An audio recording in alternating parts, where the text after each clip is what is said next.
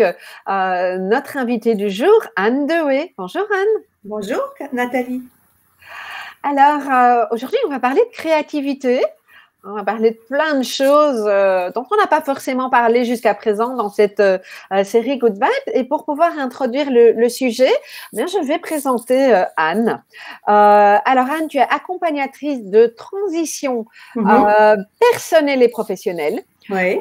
Créatrice de l'accompagnement créatif, je vais y arriver, tu vois. J'articule de transition. Oui. Et tu es la gérante d'un lieu qui s'appelle Pause en douceur, qui est une maison d'hôtes atypique dans le Gard, un lieu pour se reposer, pour se ressourcer et se retrouver.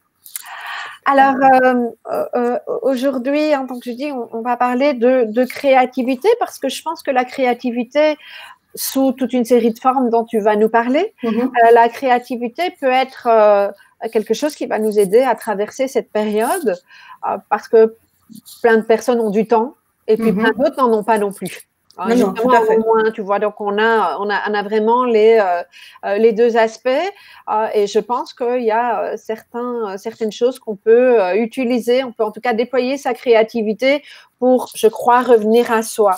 Exactement. Donc, qu'est-ce que tu as envie de nous dire pour ouvrir cet échange ?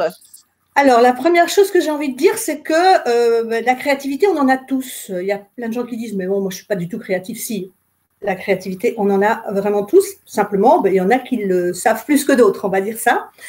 La deuxième chose que j'ai envie de dire, c'est qu'on n'a absolument pas besoin de beaucoup de temps pour déployer sa créativité et pour sortir un petit peu de son train-train et voir autre chose et se vider la tête. Donc, voilà. Et après, ça peut venir petit à petit. Et il y a actuellement sur les réseaux sociaux ou bien sur Internet des tonnes d'idées qu'on peut aller piquer pour déployer sa créativité et pour justement soit passer son temps quand on en a beaucoup et qu'on ne sait pas quoi en faire, soit justement se prendre 5 minutes pour sortir un petit peu la tête de l'eau et puis se ressourcer. Voilà, donc c'était les choses vraiment essentielles que j'avais envie de dire au départ et puis après on peut développer tout ça. Bien sûr. Alors, merci. Ce que j'ai peut-être envie de te demander de préciser, parce que j'entends souvent des personnes qui disent « mais moi, je ne suis pas créative » parce qu'ils associent la créativité à un côté artistique. Ça a été mon cas. Moi, je ne sais pas du tout dessiner. Donc, qu'est-ce que tu aurais envie de répondre à ces personnes-là ? Alors moi, j'ai envie de répondre que la créativité, elle est partout. Et donc, on ne sait pas dessiner, on ne sait pas peindre, on ne sait pas chanter, on ne sait pas jouer d'un instrument. Et on peut peut-être très bien tricoter, on peut très bien faire la cuisine, on peut faire on peut avoir les pouces verts et faire du jardinage. Voilà. Donc la créativité, elle est à tellement d'endroits qu'on peut toujours trouver le sien. Et c'est ça qui est vraiment super, c'est qu'en fait, c'est là qu'on peut se dire, bah oui, en fin de compte, moi je suis créatif. Et on peut à ce moment-là développer ça. Et de là, on va passer à autre chose et puis c'est infini en fait. C'est ça qui est magnifique. Donc, si on rentre dans quelque chose de pratico-pratique, qu'est-ce que tu peux conseiller aux personnes qui nous écoutent comme moyen de déployer sa créativité ? Alors, la première chose, je pense, c'est justement de s'arrêter un moment et puis de prendre un papier et puis d'écrire de n'importe quelle façon, soit en liste, soit en bulle, peu importe, toutes les choses qu'on est capable de faire. Qu'est-ce qu'on aime comment je vais dire, comme hobby, qu'est-ce qu'on a comme talent caché, et de là partir en se disant, avec ces différents talents, qu'est-ce que je peux déployer, qu'est-ce que je peux développer comme créativité. Déjà, simplement ça va faire que la personne va se dire, ah oui, tout comme fait, je sais faire tout ça. Et donc en fait, il y a aussi l'objectif de pouvoir se connecter à ces ressources, d'identifier quelles sont nos ressources, nos capacités, voilà, exactement. etc. Quoi. Et donc, ça peut évidemment développer une certaine confiance en soi et se dire qu'en fin de compte, tout compte fait, on a beaucoup de chance parce qu'on possède tout ça. Et donc, voilà, ça ne peut être que positif dans la situation où on est pour l'instant, de toute façon. Ok, donc voilà, j'ai une liste de tout ce que j'aime faire, ça me permet de me reconnecter à certaines de mes ressources, de mes capacités. Et puis, qu'est-ce que tu me proposes? Et puis après, en fait, la créativité, c'est vraiment aller se reconnecter à la petite fille qu'on a en nous, ou au petit garçon qu'on a en nous. hein. Et donc, c'est vraiment… quand les gens qui viennent ici dans notre maison d'hôtes, la première chose qu'on leur demande de faire, c'est une journée de rien.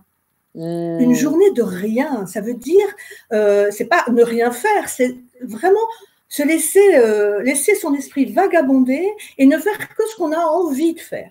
Pas ce qu'il faut faire, mais pas ce qui est sur la to-do list, mais ce qu'on a vraiment envie. Et là, l'imagination peut commencer à vagabonder. Et c'est de là que va partir la créativité, vraiment.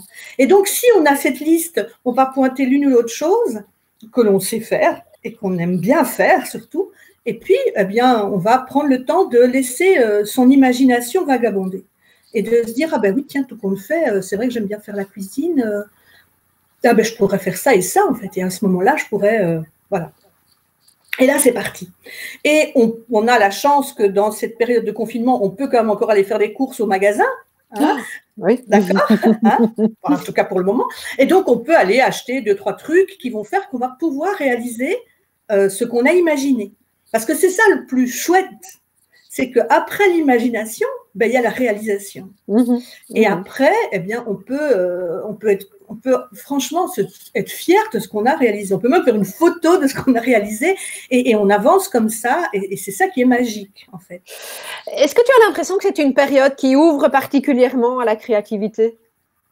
Alors, elle peut ouvrir à la créativité puisque justement, comme tu disais, certaines personnes ont le temps, certaines personnes se retrouvent seules chez elles et c'est pas évident de gérer la solitude pour certains. Et donc, peut-être que ces personnes-là, si elles font ce processus, elles vont se découvrir des choses qu'elles ne soupçonnaient pas. Et elles vont pouvoir comme ça démarrer en échangeant après avec des copines par Facebook ou sur Messenger, en montrant des photos. Enfin, je ne sais pas, il y a tellement de choses qui peuvent se faire. Alors c'est sûr que moi, c'est dans mon, comment je veux dire, c'est dans mon ADN. C'est le mot que j'avais utilisé, te connaissant. Mais… c'est dans mon ADN. Donc là, c'est vrai que c'est assez facile en soi. Et en même temps, je me dis, c'est quelque chose que tu m'aurais posé la question il y a 5 ans, je n'étais pas aussi… dans cette démarche-là. Et donc voilà, c'est vrai que c'est l'outil dont on parlera peut-être à un moment donné, le journal créatif, qui m'a permis de vraiment faire sortir cette petite fille pleine de créativité qui n'avait envie que de ça et qui me permet d'être là où je suis aujourd'hui et de faire ce que je fais et d'aimer ce que je fais. Voilà. Je vais peut-être te partager quelque chose que j'ai observé chez moi et qui s'est nourri aussi probablement d'échanges que j'ai eus avec d'autres personnes depuis le début de ce confinement en l'occurrence. Moi, j'ai pas moins de travail que d'habitude. Je dirais même presque au contraire, puisque j'ai l'habitude de travailler à la maison, donc il n'y a pas énormément de changements pour moi. Par contre, il y a quelque chose de très structuré la semaine et le week-end, puisque je ne sors plus, puisque c'est ce qui nous est demandé et que effectivement ça fait sens. Et en fait, je me suis aperçue, j'ai observé que comme en plus je vais faire mes courses une fois par semaine maximum et que je me fais la liste et qu'il n'est pas question d'oublier un truc parce que voilà, et j'ai vraiment observé que je suis, et pour moi c'est quelque chose, un peu plus créative, entendons-nous bien, en cuisine. Et pas parce que hier on a eu une interview sur la cuisine, mais non.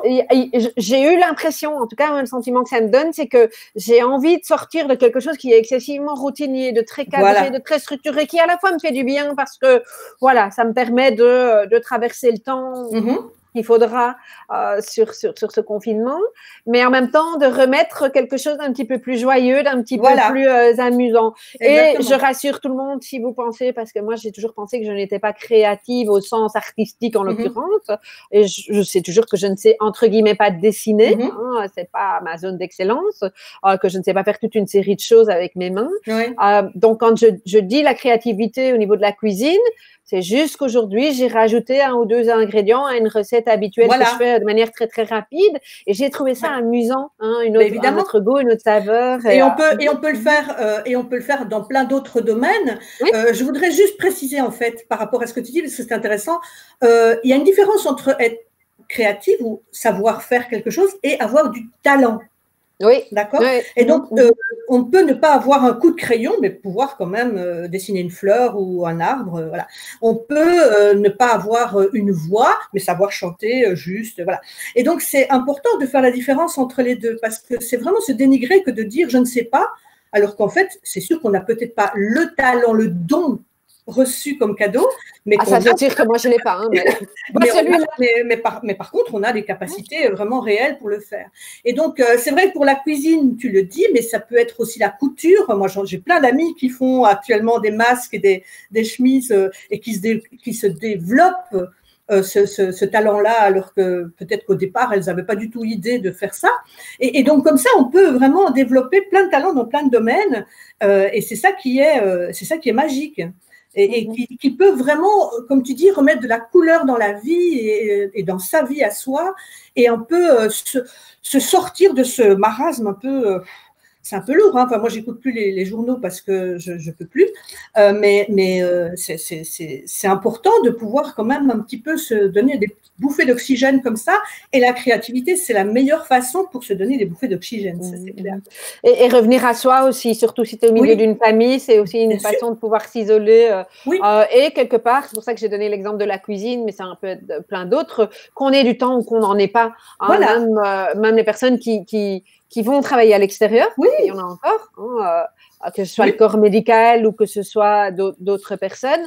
Quand elles reviennent, évidemment, il y a des tas de choses à mettre en place, surtout s'il y a des enfants, etc. Mais se prendre un petit moment, ça peut être une façon, en tout cas, de se refocaliser Bien sûr. À soi. Bien sûr. Et il faut quand même aussi dire qu'il y a des gens qui sont en télétravail et qui sont full, hein, qui démarrent à 8h15, qui terminent à 6h et qui ont leur journée full en télétravail. Et pour ces gens-là, avec les enfants en plus. Et donc, pour ces gens-là, pouvoir prendre 5 minutes de pause ou bien pouvoir mettre cette créativité dans les moments d'utilité familiale, ben, ça peut être vraiment une autre manière de voir les choses qui peut être très, très enrichissante en fait. Alors, un de tes outils, je ne sais pas si c'est le préféré, mais parmi les préférés, c'est le journal créatif. On a ça en commun. Tu es beaucoup plus assidu que moi. Et c'est OK. Non, mais et pourtant, c'est toi qui m'as donné ce cadeau, parce que je me souviens du post que tu avais mis sur Facebook, qu'est-ce qui vient avec moi suivre la formation, et je pense que sans ce post-là, je n'y serais peut-être pas allée. Et c'est vrai que c'est un outil qui a vraiment pour moi changé ma vie et qui a donné une légitimité à mon rôle, à mon rôle d'accompagnement. Et donc vraiment, merci, c'était un cadeau. Écoute, avec grand plaisir. Mais tu l'utilises beaucoup à titre personnel, parce que je vois souvent des photos qui passent. Alors, est-ce que tu peux expliquer à notre public en quoi ça consiste et à quoi ça sert le journal créatif? Alors oui, donc moi je l'utilise, je vais dire quasiment quotidiennement. Hein. Alors c'est un journal intime qui a été créé par une Québécoise, Anne-Marie Jobin, et qui a trouvé que c'était intéressant de mêler à l'écriture, qui est l'outil habituel du journal intime, de mêler à l'écriture d'autres médias, c'est-à-dire le dessin, la peinture et le collage, et de pouvoir à ce moment-là avoir d'autres portes d'entrée pour déposer son trop-plein d'émotions, que ce soit des émotions positives ou négatives, et pour pouvoir un petit peu prendre du recul par rapport à une situation. Et c'est en ça que c'est un outil extraordinaire pour la situation dans laquelle on est pour l'instant, parce que s'il y a bien une situation où on est un peu confiné, enfermé, et où on n'a pas toujours la possibilité de prendre le recul, eh bien là, on prend un cahier avec des pages blanches, et puis on peut commencer à faire comme ça des exercices. Et il y a sur Internet des tonnes d'amis qui ont fait la formation avec nous et qui mettent des tutos, qui mettent des propositions et qui sont vraiment très, très chouettes. Et donc voilà, donc c'est vraiment un outil qui, moi, m'a permis de sortir comment je vais dire, de ce mental qui est là, qui tourne. Tu vois ce que je veux dire? Tout à fait. Et donc, je pense que notre public va un peu comprendre ce qu'on est en train de se raconter. Donc voilà, et donc on arrête le petit moteur là, et on peut vraiment à ce moment-là se concentrer sur ce qu'on est occupé à créer dans ce journal, et c'est vraiment magique. Voilà. Donc peut-être, ce que tu l'as dit, hein, c'est un journal, il peut avoir différents formats. Ce qui est important, c'est que les pages soient blanches, parce qu'on laisse une forme de liberté, justement, sans mettre de lignes. Hein. Toi, tu l'utilises au quotidien. Qu'est-ce que ça t'apporte de l'utiliser quotidiennement? Alors, je vais te dire que quand on a créé ce projet pour venir ici dans le Sud, ça m'a permis vraiment de gérer ces montagnes russes émotionnelles sur la peur de mon Dieu, qu'est-ce qu'on va faire, ou bien à la fois la joie aussi de changer de vie, et puis voilà, tout ça. Et donc, ça me permet juste d'apaiser un petit peu tous ces ressentis qui arrivent et qu'on ne sait pas toujours gérer. Et là, pour l'instant, j'ai à gérer le confinement et à la fois le deuil de ma maman. Et les deux choses ensemble, c'est quand même vachement chamboulant. Eh bien là, de nouveau, avec le journal créatif, je peux vraiment déposer et m'accorder de la douceur, m'accorder du temps et ne plus être vraiment le nez sur ce qui se passe, mais pouvoir juste prendre un petit peu de recul et comment je dire, et c'est plutôt une relation d'amitié avec soi, on va dire. Voilà. Alors peut-être pour expliquer aux personnes qui n'ont pas l'habitude du journal, hein, puisque tu nous as dit que c'était un peu comme un journal intime, et ce que tu exprimes là, c'est effectivement quand il y a une émotion qui vient, ça peut être intéressant pour prendre du recul par rapport à l'émotion, c'est de déposer ce qui est en train de nous traverser dans le journal. Donc quand on dit journal intime, ça ne veut pas forcément dire ce matin, j'ai fait ça et ça. C'est pas chez le journal aujourd'hui. Non, c'est vraiment, il y a des déclencheurs qui peuvent se faire. Alors, ça peut être, je trouve une image dans un magazine, je la colle au milieu de la feuille et puis j'écris autour tout ce qui me passe par la tête par rapport à cette image que j'ai choisie. Ça peut être, à un moment donné, je respire, je fais inspiration, expiration et je dessine ce schéma-là sur une feuille et puis après, j'écris sur les lignes. Voilà, c'est un petit peu tout ça. Ou bien je n'écris pas, je découpe des mots et je forme une phrase avec les mots que j'ai découpés. Rien n'est anodin. Il n'y a pas de hasard. Donc, tout ce qu'on va découper, tout ce qu'on va choisir a du sens. Et c'est juste le déposer sur une feuille. Après, on regarde, on se dit, d'abord, on se dit, c'est pas mal ce que je viens de faire, hein, même si on ne sait pas dessiner ou peindre ou pas. Et puis, même si c'est pas joli, c'est vraiment ce qui vient des tripes. Ça vient pas de là, ça vient vraiment des tripes. Et donc, c'est vrai que c'est pour ça que quelque part, accompagner les gens avec cet outil, c'est vraiment leur permettre de sortir de leur mental et d'aller voir les prises de conscience qui sont là à l'intérieur du ventre ou du cœur. Et c'est tout à fait différent. Tout à fait. Et donc, par exemple, pour relier à des interviews qu'on a eues dans les précédentes journées, on a beaucoup parlé de gratitude. Le journal créatif peut servir à ça aussi. Bien sûr, bien sûr. On a envie de dessiner. Une fois de plus, on peut mettre un mot et écrire alentour. On peut coller. On peut découper des grandes lettres dans les magazines qui forment le mot merci. Et puis, soit on fait un acrostiche, comme on dit, donc c'est-à-dire qu'avec les mots, les lettres du mot merci, on va écrire une phrase avec chacune des lettres, ou bien on colle le mot merci au milieu d'une page et on met tout ce à quoi on dit merci. Enfin, il y a plein de possibilités et c'est à l'infini. Donc, c'est pour ça que je dis c'est important de pouvoir aller sur Facebook ou sur Internet pour voir les propositions qui sont faites à ce niveau-là. Et si on va sur alors, il y a quand même un truc, je n'ai pas envie de faire de la pub, mais un truc qui est quand même assez super pour la créativité, c'est Pinterest quand même. Oui, tout à fait. Et donc, si on va sur Pinterest et qu'on écrit journal créatif, déjà, il y a plein de propositions qui sont faites et qu'on peut utiliser pour faire après se l'approprier et se le faire à soi. Mais donc voilà, et c'est pour le journal créatif, mais c'est pour tout le reste, hein, les recettes, le tricot, enfin la couture, enfin tout. Et donc Pinterest, c'est pour moi une mine.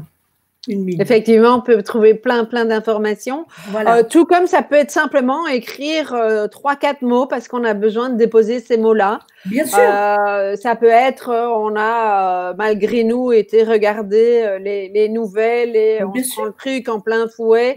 Voilà. Et plutôt que de rester avec, ça peut être intéressant d'aller écrire ce que ça suscite chez nous. On peut très bien, oui, on peut très bien aussi mettre dans tous les sens toutes les peurs qu'on a actuellement. Et on a. certainement. Et donc, c'est vraiment les déposer et puis, à la limite, les recouvrir de peinture et faire quelque chose d'abstrait, mais qui représente vraiment les peurs qu'on a. Enfin, voilà, il y a tellement de possibilités et c'est dans tous les sens. Donc, c'est en ça que ça peut vraiment apporter à la personne quelque chose de nourrissant. Voilà. Y compris si on n'a pas beaucoup de temps. On Oui. peut y passer. Quel serait le temps minimum? Je ne sais pas si on peut définir ça comme ça, mais à passer dans le journal. Alors moi, je dirais qu'un quart d'heure, on peut déjà faire quelque chose de vraiment, vraiment bien. Ce ne sera pas évidemment artistiquement magnifique parce qu'il faut plus de temps pour pouvoir amener des couleurs, et voilà. Mais en un quart d'heure, on peut déjà déposer beaucoup de choses. Et alors, on peut aussi ne pas faire une page de journal, mais simplement prendre les magazines. On a tous des magazines chez nous. Feuilleter les magazines et découper des images qui nous plaisent ou découper des mots qui résonnent. Et on les utilisera le lendemain sur une page. Hein, donc, ça ne doit pas être tout en une fois, ça peut être par petits morceaux. Et la seule chose qui est importante, c'est de pouvoir avoir un endroit où on ne sera pas dérangé toutes les 5 minutes par le chien, l'enfant, le mari. Voilà. Hein, ça, c'est évidemment important de pouvoir s'isoler pour faire ça. Ça, c'est sûr. Je vais partager quelque chose qui m'a beaucoup marqué quand un jour et que j'ai utilisé mon journal. Alors moi, je suis pas toujours régulière dans le journal créatif, mais par contre, quand je vis beaucoup d'émotions, d'inconfort, c'est vraiment mon compagnon. Je le sais, hein, et donc je vais le rechercher à ces moments-là. Et il y a un jour où c'est très drôle comme histoire parce que je n'aurais jamais imaginé ça sans l'avoir vécu. Et donc je le partage parce que je trouve que ça donne des autorisations. Mais j'ai un échange avec une collègue, peu importe le contenu. Et il y a vraiment quelque chose qui vient me chercher. Je suis fâchée dans ce qui est dit. Et puis, voilà, on n'a pas l'occasion de continuer cette conversation. Et il y a un truc qui tourne en boucle chez moi. Je suis vraiment fâchée parce que j'ai l'impression de m'être fait avoir. Enfin, voilà, tout un truc. Et en même temps, cette conscience que ça m'appartient. Okay, bien sûr. Mais on continue. Et à ce point où je n'arrive pas à me concentrer sur ce que je suis en train de faire. Et donc, à un moment donné, je me dis, je vais prendre mon journal. Et j'ose avouer que c'est pas un mot que je me dis souvent, mais dans ce contexte-là, le mot qui revenait, c'était salope. Je suis vraiment désolée, mais c'était là. D'accord. Et il y avait une part de moi qui me jugeait. Parce que je dis, mais enfin, c'est un peu fort. Là. Bon. Donc, je me dis, écoute, il n'y a pas 36 solutions, je prends mon journal et j'y vais. Quoi. Et donc, j'ai lâché. Et j'ai commencé par prendre, parce que j'en ai plusieurs des journaux, moi, parce que j'aime bien avoir des grandes tailles, tu vois. Et j'ai pris le plus grand. J'ai écrit mon salope dessus. Ceci est enregistré, mais... et déjà, le fait de l'écrire, ça m'a fait du bien. Et alentour, j'ai fait toutes des petites bulles avec les raisons pour lesquelles ce mot me venait et que j'associais cette personne à ce vilain mot. Okay. Et ce que ça faisait chez moi aussi. Hein, et de quoi moi, je me jugeais d'avoir osé dire ce mot-là. Et déjà, ça m'a fait un bien énorme. Mais il restait quand même quelque chose en me disant, je ne peux pas laisser ce mot, parce que personne qui va ouvrir mon journal, mais quand même, on peut avoir ça comme crainte quand on dépose quelque chose d'intime dans son journal. Et donc, je me suis amusée je pense que j'ai découpé une image à l'époque, j'ai collé au-dessus du mot en question. J'ai collé cette image et j'ai commencé à mettre des petites fleurs et des machins comme ça. Donc aujourd'hui, quand je regarde, et j'ai quand même laissé un coin pas collé parce que je voulais avoir la possibilité d'aller revoir quand même. Je sais très bien, je ne vais pas l'oublier cette page-là. Mais, et en fait, quand on regarde cette page-là aujourd'hui, il y a quelque chose de beaucoup plus apaisé, mais ça fait partie du processus que j'ai mis en place. Et quand j'ai démarré, j'ai pas réfléchi. C'est juste que j'ai sorti ce qui me venait. Bien sûr. C'est en ça que je dis que ça vient des tripes et pas de la tête. C'est que tu réfléchis pas, tu le déposes, tu le mets. Voilà, et puis après, tu te dis, oui, je vais quand même mettre une image dessus. Ou bien... Mais c'est comme, il y a une autre façon de pouvoir le faire pour écrire une lettre à quelqu'un qui a vraiment, soit qui t'a fait du mal, soit qui t'a envie de dire quelque chose, mais tu peux l'écrire en écriture tissée ou en écriture tricotée. L'écriture tricotée, c'est que tu écris et puis tu écris quasiment dessus. Vraiment. Et c'est impossible de se relire après. L'écriture tissée, tu tournes. On écrit, puis on repasse au-dessus. Voilà, on repasse au-dessus. Et donc ça... Oups, nous avons perdu Anne. Ça est devenu un classique. Donc Anne, si tu m'entends, tu peux recliquer sur la petite caméra en dessous sur ton image, si tu m'entends toujours. Je ne sais pas ce que le système nous fait. On a déjà eu la difficulté hier. Donc, Anne, si tu m'entends, tu recliques sur, tu te vois dans une image, tu vas avoir quelque part soit une petite roue, ou bien une petite caméra, voilà, tu vois, nous récupérons Anne, que je remets dans la boucle. Voilà, je suis. C'est la nouveauté du système, tu vois, on est créatif dans la manière. Tout à fait, voilà. Et donc, en fait, tu étais en train de gribouiller, et c'est Anne qui est partie, et non pas le gribouillage. Non, tout à fait. Mais donc, voilà, il y a moyen comme ça de déposer, ton histoire est tout à fait exemplaire. C'est vrai qu'on peut vraiment ressentir des choses très fortes et de pouvoir les déposer d'une façon ou d'une autre en ne réfléchissant pas, mais en y allant. Et on a tous des marqueurs, on a tous des crayons de couleur. Et donc, on peut le faire et on a tous des peintures à la maison. Oui, voilà, on n'a pas besoin de grand matériel. Quoi, non, franchement pas. Et même chose, bon, si vous n'êtes pas spécialement attiré par le collage ou si vous n'avez pas le temps, c'est pas une obligation. Non. Moi, je le fais quand j'ai beaucoup de temps. J'aime beaucoup le collage, mais je sais qu'il me faut un certain temps devant moi. Oui, tout à fait. Donc voilà. Voilà, et donc ça, c'est un exemple. Le journal créatif, c'est un des outils, mais bon, bien sûr, comme on l'a dit avant, il y en a plein d'autres qui peuvent être là pour développer la créativité et nous permettre de prendre un petit peu, de souffler un petit coup. Oui, voilà. Merci Anne. Pour boucler, parce qu'on arrive déjà, ça va vite, cette interview. Comment tu aurais envie de clôturer cette interview, le mot de la fin, comme j'ai l'habitude de dire? Qu'est-ce que tu aurais envie de transmettre aux personnes pour les équiper au mieux dans cette thématique de la créativité à un moment aussi particulier que celui que nous vivons? Eh bien, moi, je pense que dans un moment comme celui qu'on vit, c'est important de se connecter à ses super pouvoirs. Et donc, vraiment, j'inviterai les personnes à, je vais prendre 1 minute à expliquer un petit exercice qui est simple, mais vraiment qui est important.